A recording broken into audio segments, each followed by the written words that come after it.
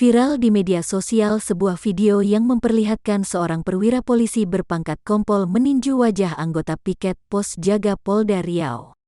Dalam video berdurasi 19 detik itu, terlihat insiden pemukulan terjadi pada malam hari.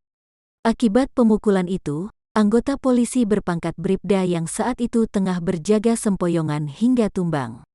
Dilansir Tribun Pekanbaru, Kabid Propam Polda Riau, Kombes Pol Gatot Sujono, membenarkan kejadian tersebut. Iya, kejadian di Mako Polda Riau, kata Gatot saat dikonfirmasi, Sabtu, tanggal 19 Juni tahun 2021. Dalam video yang beredar, diketahui seorang polisi berpangkat Bribda terlihat sedang piket menjaga portal yang menjadi akses masuk ke Mapolda Riau. Di depannya sudah ada satu unit mobil dinas yang diperkirakan hendak masuk ke dalam area Mapolda Riau.